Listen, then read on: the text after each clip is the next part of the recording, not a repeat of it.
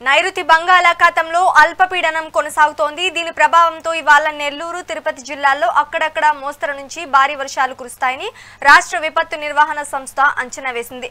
ప్రకాశం, అన్నమయ్య, చిత్తూరు జిల్లాల్లో తేలికపాటి నుంచి మోస్తరు వానలు పడే అవకాశం ఉందని చెప్పింది.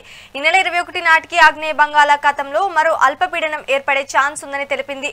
ఇక ఇప్పటికే ఏపీ వ్యాప్తంగా చలి తీవ్రత రోజు రోజుకు పెరిగిపోతోంది. అయితే వర్షాల నేపథ్యంలో ఉష్ణోగ్రతలు మరింత పడిపోనున్నాయి. ఇక దీనికి సంబంధించి మరింత సమాచారం మా చీఫ్ బ్యూరో భరత్ అందిస్తారు. భరత్, చెప్పండి, అక్కడ తాజా అప్డేట్ ఏంటి? ఏదైతే ఆంధ్రప్రదేశ్ లో రోజు రోజుకి చలి తీవ్రత పెరిగిపోతున్నటువంటి పరిస్థితి కనిపిస్తుంది. మైదాన ప్రాంతాల్లో ఏదైతే 15 నుంచి 20 డిగ్రీలు నమోదవుతున్నటువంటి పరిస్థితి. ఏజెన్సీకి వచ్చేసరికి పూర్తిగా సింగిల్ డిజిట్ కి పడిపోయినటువంటి సిచ్యువేషన్. మరీ ముఖ్యంగా ఏజెన్సీ ప్రాంతాలుగా ఉన్నటువంటి పర్యాటక ప్రాంతాలుగా ఉన్నటువంటి ఉత్తరాంధ్ర, అరకు, పాడేరు లాంటి ప్రాంతాల్లో 6 నుంచి 7 డిగ్రీలు ఉష్ణోగ్రతలు నమోదు అవ్వడంతో పాటుగా పొగమంచు రావడంతో ఒక్కసారిగా వాహనదారులు తీవ్ర ఇబ్బందులు ఎదుర్కొనేటటువంటి పరిస్థితి ఏజెన్సీలో కనిపిస్తా ఉందని చెప్పొచ్చు. మరీ ముఖ్యంగా పొగమంచు కారణంగా పర్యాటకుల తాకిడి కూడా ఏజెన్సీకి పెరిగిపోయినటువంటి పరిస్థితి.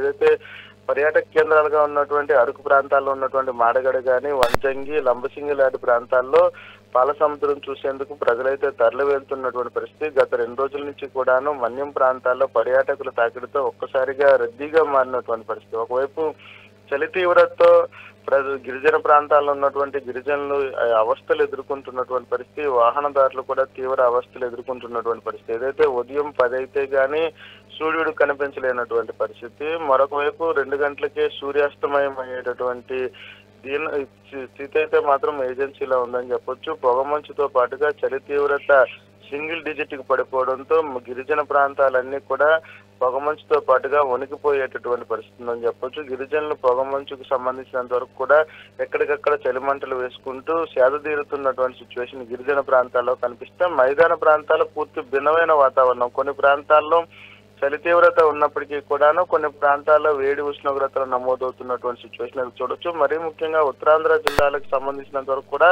గడిచిన వారం రోజుల నుంచి కూడాను ఏదైతే శీతాకాలం ప్రారంభం కాకముందు నుంచి కూడా పూర్తిగా ఏదైతే వాతావరణ ఉష్ణోగ్రతలు పడిపోతున్నటువంటి పరిస్థితి. ఒక్కసారిగా చలి తీవ్రత పెరిగిపోవడంతో ఒక్కసారిగా వృద్ధులు కానీ, చిన్నపిల్లలు కానీ తీవ్ర అవస్థలు పడుతున్నటువంటి పరిస్థితి మైదాన ప్రాంతాల్లో కనిపిస్తుందని చెప్పొచ్చు. మరీ ముఖ్యంగా ఏదైతే బంగాళాఖాతంలో ఉన్నటువంటి ఏదైతే బంగాళాఖాతంలో ఉపరితల ఆవర్తన ద్రోణికి తోడుగా అల్పపీడనం ఏర్పడే అవకాశం ఉందంటూ కూడా వాతావరణ శాఖ అంచనా నేపథ్యంలో ఇప్పటికే అల్పపీడనం ఏర్పడి ఉత్తరాంధ్రతో పాటుగా దక్షిణ కోస్తా, రాయలసీమలో కొన్ని ప్రాంతాల్లో మోస్తరు నుంచి భారీ వర్షాలు పడే అవకాశం ఉందంటూ కూడా వాతావరణ శాఖ హెచ్చరికల నేపథ్యంలో ఇప్పటికే ప్రభుత్వం అలర్ట్ అయినటువంటి సిచ్యువేషన్ చూడొచ్చు. మరొక వైపు ఇప్పటికే చిత్తూరు, నెల్లూరు లాంటి ప్రాంతాల్లో గడిచిన రాత్రి నుంచి కూడాను వర్షం పడుతుందంటూ కూడా వాతావరణ శాఖ చెప్తున్నటువంటి సిచ్యువేషన్ అయితే కనిపిస్తుంది. మరొక వైపు ఇదే నెలాఖరు సమయాల్లో కూడా మరొక అల్పపీడనం ఏర్పడే అవకాశం ఉందంటూ కూడా వాతావరణ శాఖ అంచనా పరిస్థితుల్లో ఒక్కసారిగా